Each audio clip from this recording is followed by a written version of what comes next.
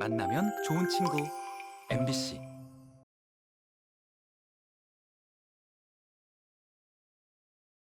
(2022년) 현재 전국의 석탄 화력 발전소는 52기가 운행 중에 있고요. 그러니까 4기가 신규로 건설되고 있습니다. 그래서 원자력 발전소는 총 24기가 운영 중에 있는 거죠. 전체 원전의 5분의 4가 그쪽에 이제 몰려 있다고 봐야 되겠죠. 수도권에 전기를 보내기 용이한 곳에 발전소가 위치해 있다고 보시면 되겠습니다. 서울의 아라뱃길에 왜 못 지어? 촌에 그냥 죽든지 말든지. 어느 정도의 피해는 불가피하지 않냐. 보상을 해주면 될 거 아니냐.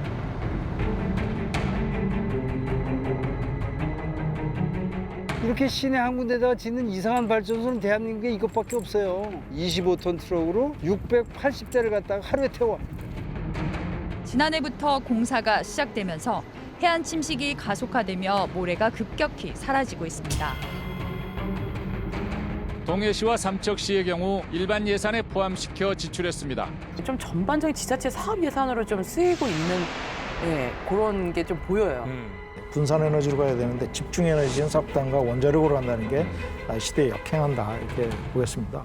네, 올해 윤석열 새 정부가 들어서면서 탈원전 정책 폐기 선언을 했습니다. 다시 원전을 통해서 원자력 생태계를 오히려 강화하겠다 이런 얘기인데 어떤 내용들이 포함되어 있습니까?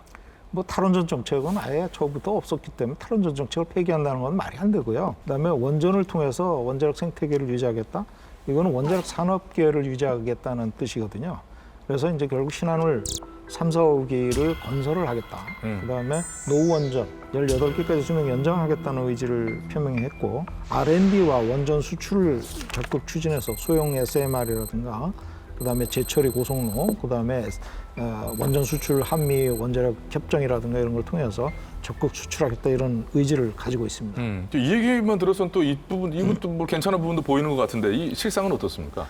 실상은 그 불가능한 어떻게 보면 이루지 못할 사랑을 하고 저 하늘의 별을 따라가는 그런 원전 정책입니다. 세계의 조류는 에너지 전환이지 않습니까?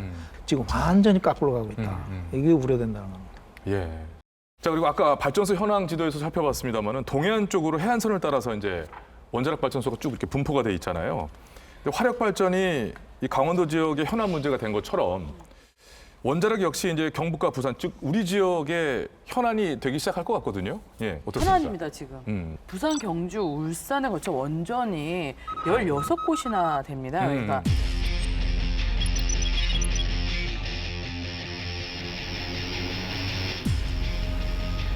엄청 많아요. 근데 이게 사실 이거 많다라는 거는 느낄 수 있었는데 저도 이제 이 얘기 처음 듣고 깜짝 놀란 게 부산이 세계 최대 원전 밀집 지역이래요. 이게 맞습니까? 맞습니다. 세계 최대 원전 밀집 지역이에요? 전 세계 가동 원전이 IAEA 데이터베이스에 들어가면 현재 441기가 가동하고 있습니다. 전 세계에서요? 예. 그중에 70%가 한 부지에 한 기 또는 2기가 설치된 운영이 되고 있습니다. 근데 우리나라는 이제 6기 정도 한 부지에 있는 경우가 6% 이내입니다. 우리나라는 전 부지가 다 6기 이상이에요. 그래서 전 부지가 다 6% 안에 들어가는 그러니까 밀집 지역이다. 네. 그 주변에 또 인구도 300만, 400만 이렇게 세계 최대의 인구 밀집 지역을 또 갖고 있잖아요. 후쿠시마 원전 사고가 다수호기 문제를 갖고 있기 때문에 안전에 특히 우려되는 그런 상황이라고 볼 수 있겠습니다. 근데 이게 이 원전 대부분이 또 문제가 되는 건 노후화된 원전들이잖아요. 2030년까지 10기가 수명에 도달을 합니다. 38년까지 14기를 줄여갈 계획으로 있었는데 윤석열 정부에서는 이것을 다 수명 연장으로 가겠다. 이런 의지를 지금 가지고 있습니다. 불안하죠? 자, 아무튼 5년 만에 다시 뒤집힌 이 에너지 정책인데요. 그에 따라 벌써부터 변화의 움직임이 있다고 합니다. 원전 최대 밀집 지역 고리 원전으로 가보시겠습니다. 2017년 6월 19일 0시 대한민국은 국내 최초의 고리 원전 1호기를 연구 정지했습니다.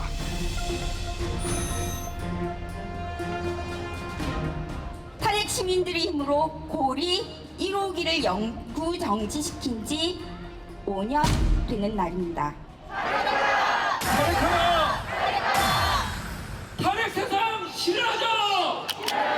저희는 이제 광주에서 왔는데요. 영광 핵발전소의 한빛 1, 2호기도 2025년에는 수면이 종료되게 되는데 이 노후된 핵발전소가 부산에서 연장이 된다면 영광 핵발전소도 연장이 될 가능성이 높고 다른 핵발전소들도 이렇게 수면 연장이 계속해서 진행될 거기 때문에 탈원전을 하기 위해서는 지금 고리를 막아내는 것이 무엇보다 중요하다라고 생각합니다.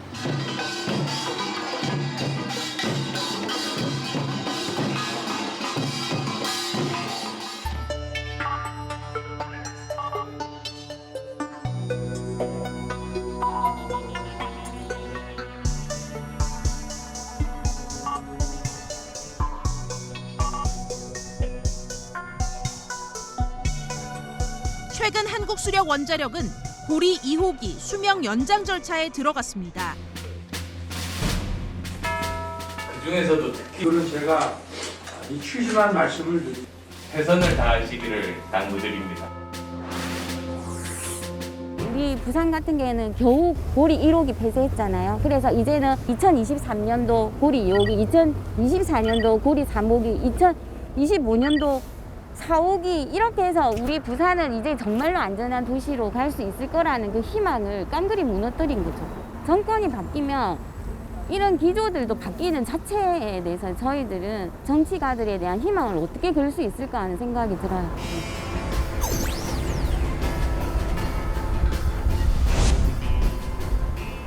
오래된 그 전자제품이나 기계들은 고장이 높잖아요. 근데 지금 설계 수명이 40년이에요. 그런데 이것을 추가로 더 10년을 더 가동했을 때 과연 이게 안전하게 가동할 수 있는가. 원전 핵발전은 한 번 문제가 생기면 후쿠시마 같은 대형 사고가 일어나는 거잖아요.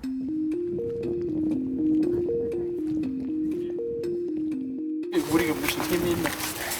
내가 힘이 있으면 못하게 하지. 근데 항상 불안해. 자꾸 큰 사고들이 많이 있었거든. 대형 사고는 없었지만은 우리가 실질적으로 어떻게 피해를 보고 있는지 지금 정확하게 몰라. 당장 안 죽으니까 안 죽을 만큼 하고 있구나 하는 정도로 알고 있는데 옛날에 삼 해가지고 한 달에 한 번씩 그 미팅할 수 있도록 그런 것도 만들고 했어. 1호기 수명 연장할 때 그때 되게 심하게 싸웠거든.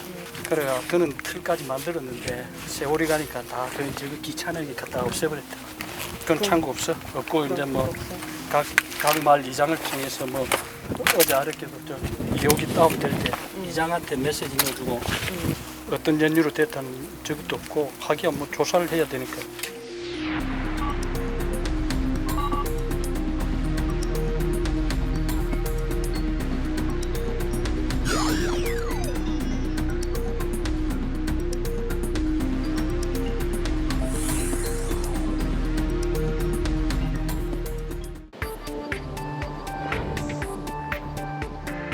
경북 경주시에 있는 월성원전 2호기 건물 안에서 삼중수소가 포함된 중수 19.7kg이 누출된 사실을 뒤늦게 확인했습니다. 누설부에 대한 수리가 어려워 6개월 넘게 가동이 중단된 상태입니다.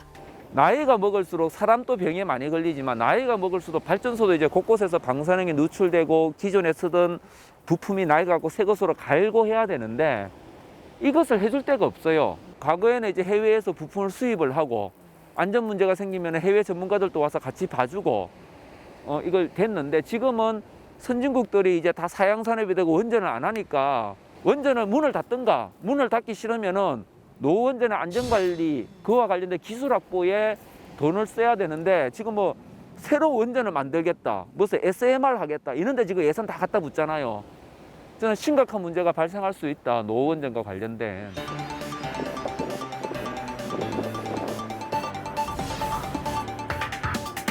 고리원전 2호기를 수명 연장한다고 하면 안전 수준을 높여야 될 거 아니에요. 안전성의 목표는 어디까지냐, 그 목표를 달성하기 위해서 비용은 어디까지, 얼마나 드냐 이런 걸 제가 여쭤봤어요. 근데 안전성의 목표가 안 보여요. 근데 그런 내용이 없이 3천억 가지고 수명 연장을 하겠대요. 3천억 갖고 할 건데 10년 하면은 그거보다 돈이 더 많이 전기 팔아서 돈이 생기니까 경제성이 있다는 거예요. 그럼 3천억이 뭐냐 봤더니 1,300억 원 주민들한테 설득하기 위해서 주민들한테 나눠주는 돈이야. 1,700억 원으로 안전설비 개선하겠다? 도대체 그 안전설비 개선의 목표가 뭐냐? 제가 계속 물어봐요. 뭐냐고.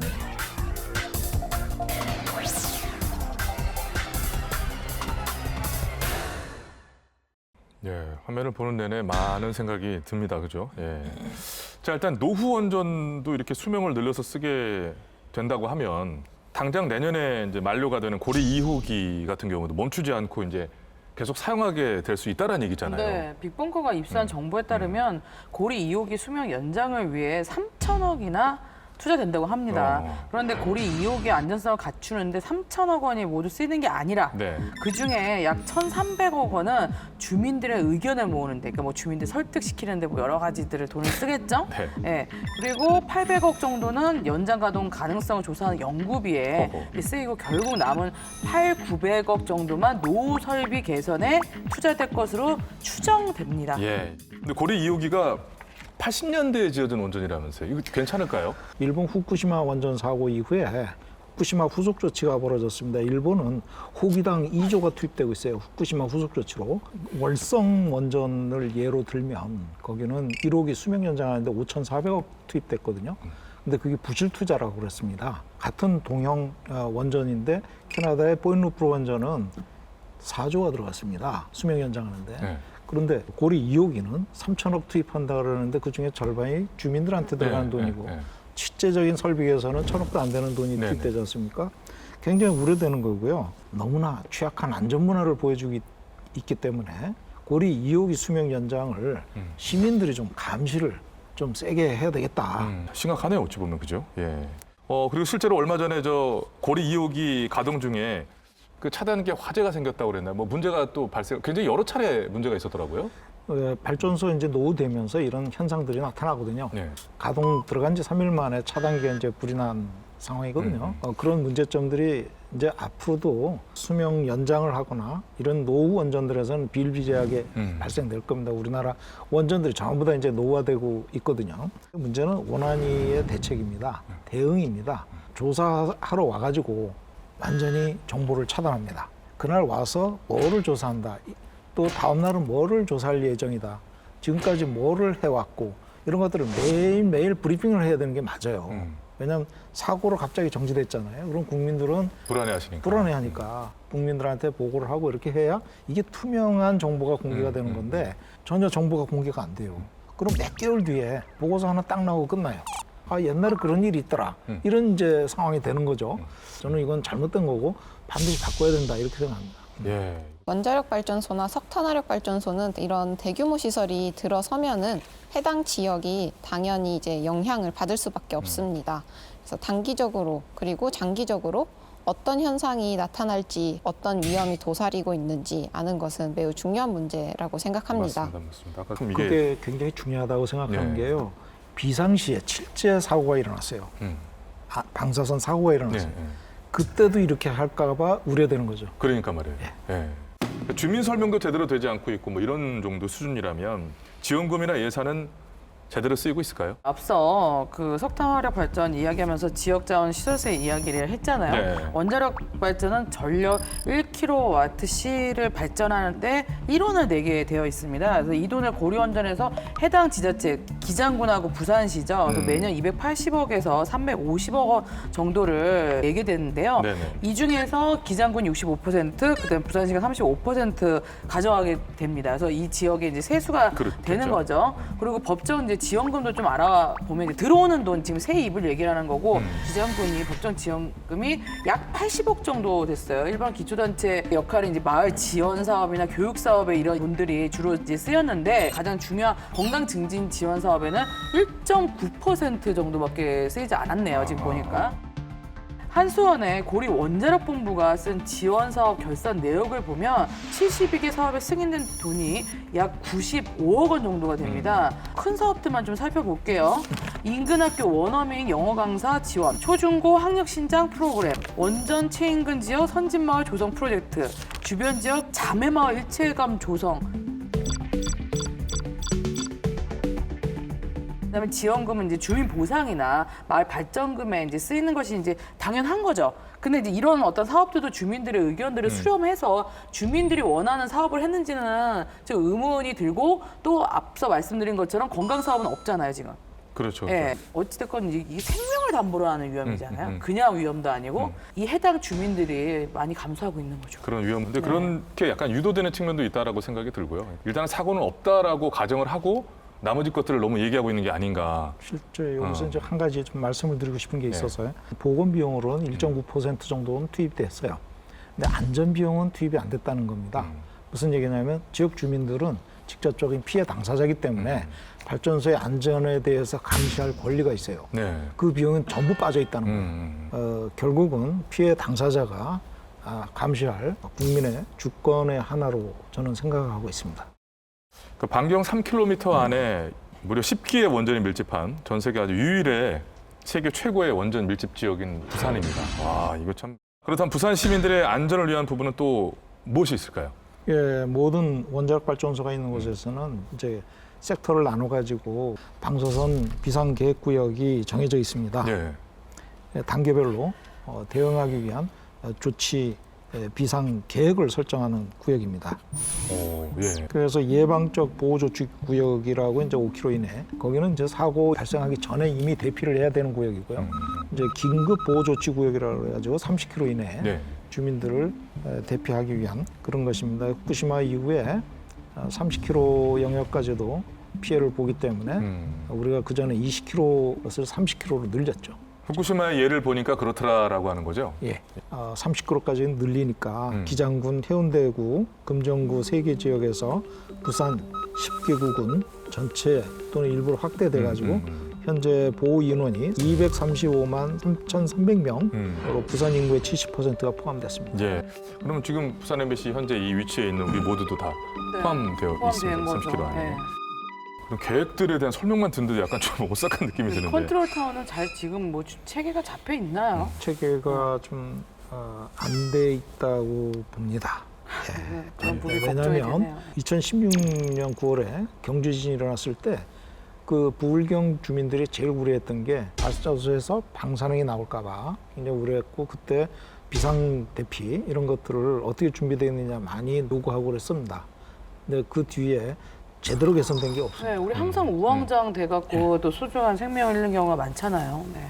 그럼 일단 이렇게 되면은 지금 현재 이제 그 반경이 늘어나고 구역의 범위가 늘어나고 그에 따라서 대피 물품과 장소 등이 더 필요하고 이렇게 됐을 텐데 역시 그렇다면 예산이 또 문제가 되겠죠. 네, 예산에 따라서 방제 계획도 세우고 행동 뭐 현장에 그냥 위기 대응 매뉴얼, 행동 지침도 마련해야 되고 전담 인력과 장비, 물자도 확보하고 비축할 창고까지 지어야 되죠. 그다음에 더불어 주민 훈련과 교육도 필요하고 많은 예산이 필요로 하는데 지금 부산시가 향후 5년간 143억의 예산 편성을 계획하고 있습니다.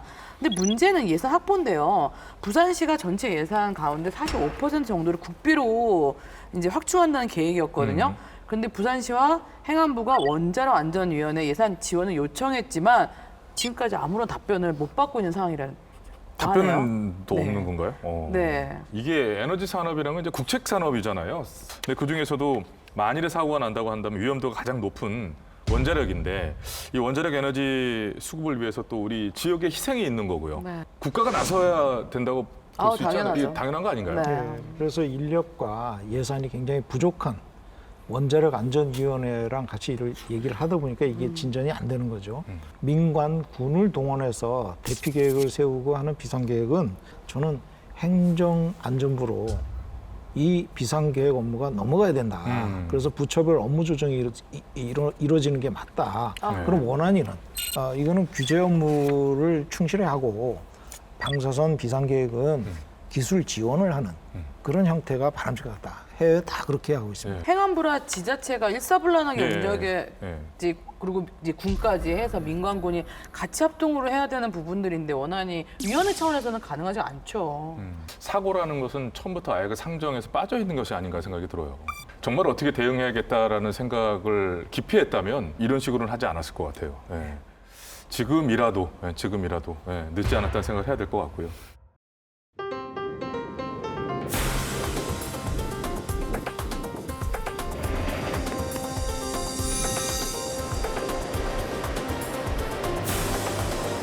그냥 물에 갔던 거예요. 그 방사선 그 중성자도 맞고 감속제라고 냉동고가 있어서 거의 퍼렇게 보여요. 방사선이란 그 효과에 퍼렇게 보이는 것 자체가 어마어마한 방사선이 나오겠죠. 최소한 지금 돌리는 것에 대한 대책이라도 있어야 돼요. 당연히 계산이 나오잖아요. 그러면 쓰레기가 차곡차곡 나오고 있습니다.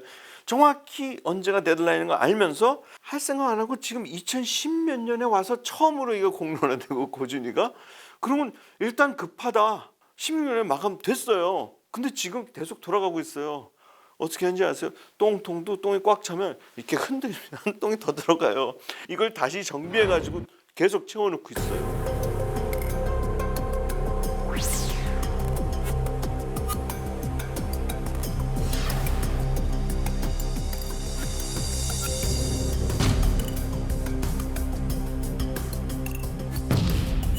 제2차 고준위 방사성 폐기물 관리 기본계획은 원전 부지 내 고준위 핵 폐기물을 보관한다고 못 박았습니다. 고리 원전의 경우 현재 수조 안에 보관된 사용 후 해결료를 꺼내서 원전 옆 보관시설에 저장한다는 겁니다.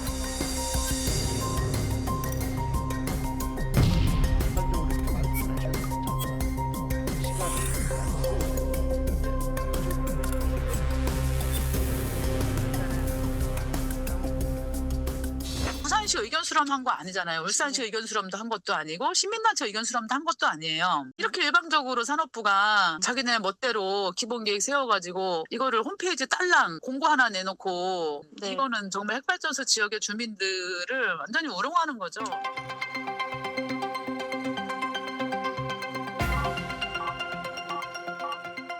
부지 내 저장하자는 것은 연구 저장 시설 하나는 거랑 마찬가지라고 생각을 해요. 왜냐하면 탈원전 한다는 보장 없이 한다면 연구 저장 시설도 마련하지 않은 상황에서 그럼 우리는 그대로 중간 저장 시설이 곧 연구 저장 시설이 될 수밖에 없는 상황이라고. 물론 산업부에서는 지금부터 착수하면 타임 스케줄로는 37년이면 연구 처분정을 완공할 수 있다고 가정하고 있는데요. 이건 아무 문제 없이 순조롭게 진행되었을 때. 근데 그게 첫 번째 암초는 우리나라에서 과연 10만 년 동안 안전하게 이 사이공 해결료를 보관할 수 있는 지질이 있느냐가 문제죠. 두 번째는 그 지역의 주민들이 그걸 수용하느냐가 두 번째 넘어야 될 산입니다. 우리나라에서 만일 이 연구 처분장을 확보하지 못하면 기존에 있는 임시 저장이 그야말로 연구 처분장이 될 수밖에 없다는 주민들의 우려는 상당히 합리적이라고 봅니다. 폐기물 보관하게 지어진다는 그런 얘기는 들어보셨어요? 못 들어봤어요. 대부분 주민들 잘 모르시죠? 예, 모르지. 짧게 그래 뭐 정부에 하락한 대로 하고 따라하는 게 지금 우리가 무슨 그게 있습니까? 그럼 말이 없던데. 그거 하고 또 이거 못 알아고 대마하고 날리긴데.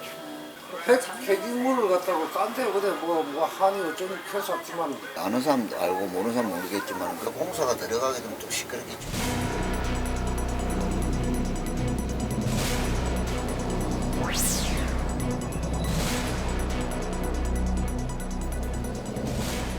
지금 여기에 이제 발전소 4기가 있고 이 위치에서는 보이지 않는데 매스트는 1호기 뒤쪽으로 해서 매스트가 건설되어 있습니다.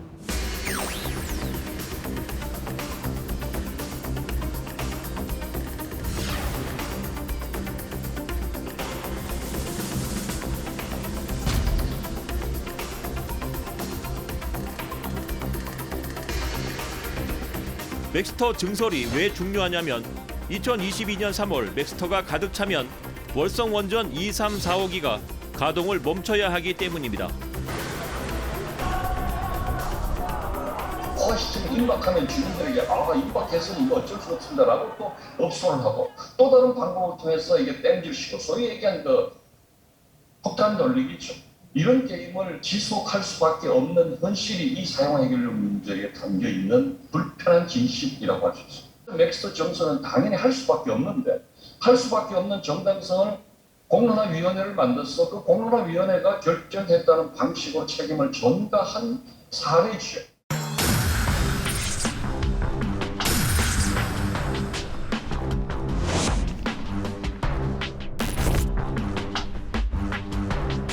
90년대, 2000, 2010, 2020년대로 접어들잖아요. 이미 경주는 이제 임시저장시설이 40년째로 접어드는 거예요. 이것이 어떻게 임시입니까? 이 상황이 앞으로 10년, 20년, 30년 더 갈 것 같은데 임시라고 말할 수가 없는 것이죠. 최종적으로 고준위 핵폐기장에 대한 해답이 나오지 않는다라면은 부산이나 영광이나 울진 또 경주처럼 될 수가 있겠죠. 네, 지금도 원자력 발전소가 이제 돌아가는 동안 발전소 밑에 이제 사용 후 핵연료, 즉 핵 폐기물이 이제 차곡차곡 쌓여가고 있다는 얘기인데 현재 어느 정도 쌓였습니까, 오 박사님? 네, 우리나라 원전 전체 포화율은 72%에 달합니다.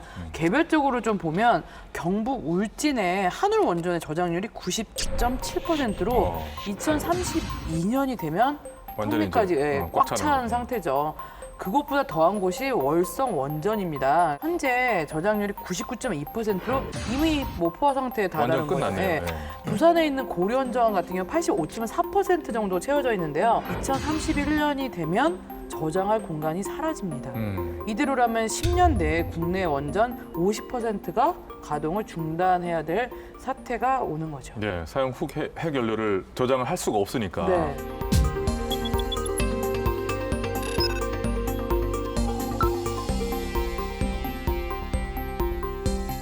저는 이제 전문가 입장에서 전국 평균 포화율이 72%라는 것을 동의할 수가 없습니다.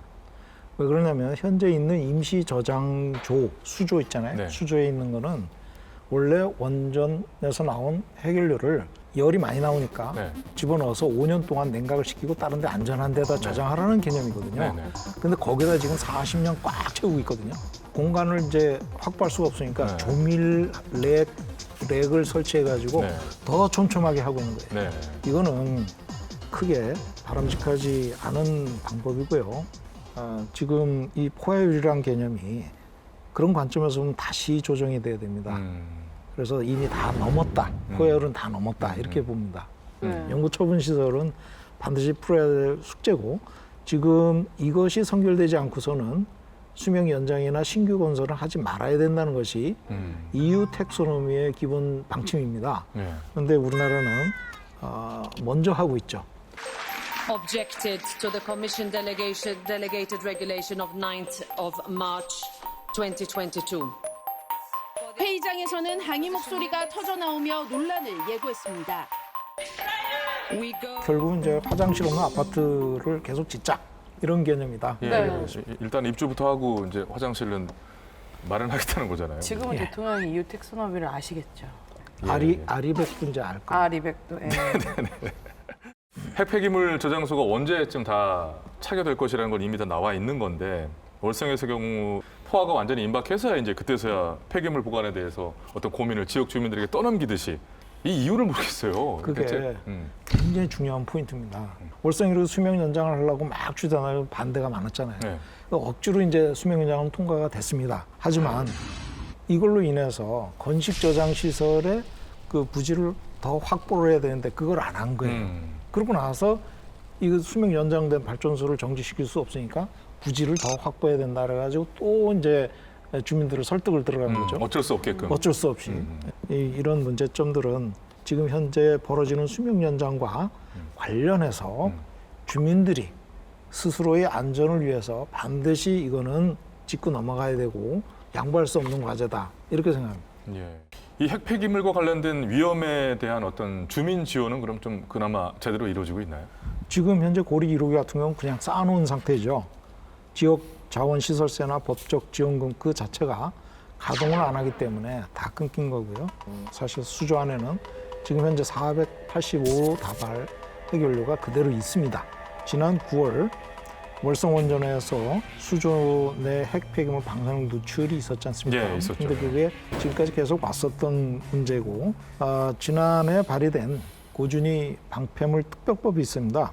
통과는 되지 않은 건데 원전 부지 내 방패장을 만들거나 핵 폐기물을 보관해주면 지원금을 주겠다 이런 개념인데 지역에서 핵 폐기물을 떠안으라. 한마디로 이거를 떠안으면 돈을 주겠다. 지원금을 미끼로 방패장 건립을 유도하려고 하는 게 아니냐. 당장의 눈앞에 뭐 이런 느낌인데. 그것도 이거 원전화되는 똑같이 예. 완전히 전국 원전에 다 꽉 찼다 이제 이렇게 예, 되면 예. 이제 그때 가서 영구 처분장 아무데나 하려고 그럴 거예요. 저는 그게 우려되는. 지금 경주 방패장도 전국을 돌다가 지원금을 준다 그러니까 그냥 얼른 신청을 해가지고 경주 방패장으로 간 건데 결국은 지진대 옆에다 설치했죠. 정말 심각한 문제거든요. 이건 근데 사용 해결료를 네. 그런 식으로 하면 더 큰 문제가 되는 거죠. 그러니까 말이에요. 자, 이렇게 위험 부담도 크고 또 안전 관련된 비용도 많이 드는 건데 그러면 그만큼 원전 정책이 경제적으로나 뭐는 뭐 굉장히 유리한 큰 뭔가가 있습니까? 특히 발전 단가에서도 네. 2009년 대비 2020년에 태양광 에너지 가격은 90%가 떨어졌어요. 기술이 발전했으니까. 기술이 발전해가지고 원전은 반면에 33%가 올라갔습니다. 결국 경제성 측면에서 경쟁력이 떨어지고 있다. 그리고 가격이 싼 원전이라 하지만 안전 비용이 제대로 투입되지 않은 상황에서 싼 게 결국 국민들의 생명을 볼모로 하는 아주 안 좋은 그런 방식이기 때문에 특히 우려된다. 거기다 사회적 비용 뭐 이런 것까지 다 고려하면 사실상 원전 단가가 제일 높죠.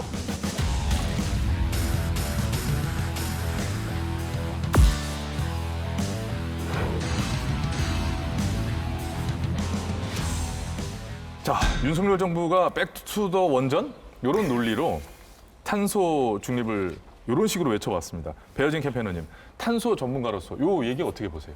원자력 발전 자체가 가동 과정에서는 탄소가 덜 나오는 것은 사실입니다. 그건 맞죠. 예. 근데 이게 원자력 발전이 건설부터 폐기까지 전 과정을 보았을 때는 탄소 배출이 안 된다고는 할 수 없습니다. 왜냐하면은 더 튼튼하게 건설해야 되고 그만큼 원자재도 많이 들어가고 에너지도 많이 필요합니다. 그렇죠. 그리고 기후위기 대응 목표는 이제 결국에는 우리가 지속 가능하게 살기 위함인데 이 지속 가능성을 고려했을 때 재생에너지 확대가 옳은 방향이죠. 원자력 발전이나 아니 석탄 발전소 이런 대형 발전소는 가동 시작하고 가동을 중단하는 것이 어렵기 때문에 재생에너지가 출력하는 것과 상충이 됩니다. 네, 이런 여러 가지 우려점들이 또 예산을 통해서 현실로 나타나고 있습니다. 예산. 새 정부가 2차 예산 추경안 편성했잖아요.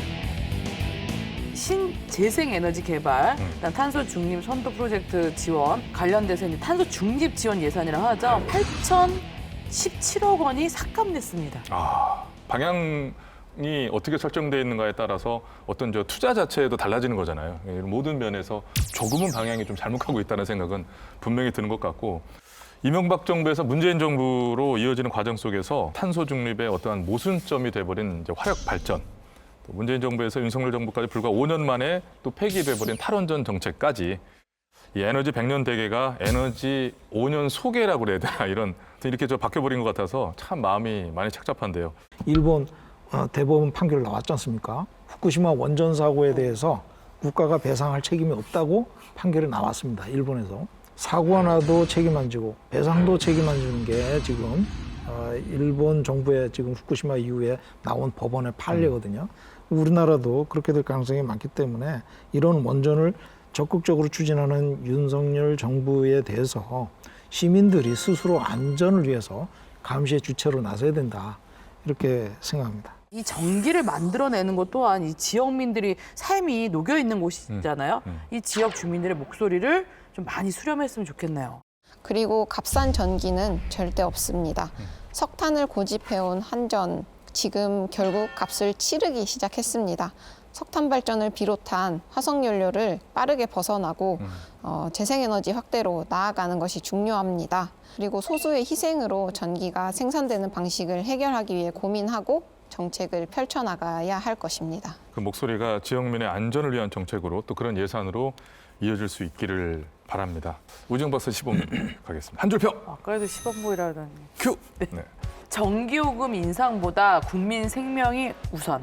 탄소 중립은 석탄 발전소 중단부터. 에너지는 친환경 자연 에너지가 최우선의 가치를 가져야 된다. 자, 지역의 시선으로 에너지 문제를 짚어봤던 그런 시간이었습니다.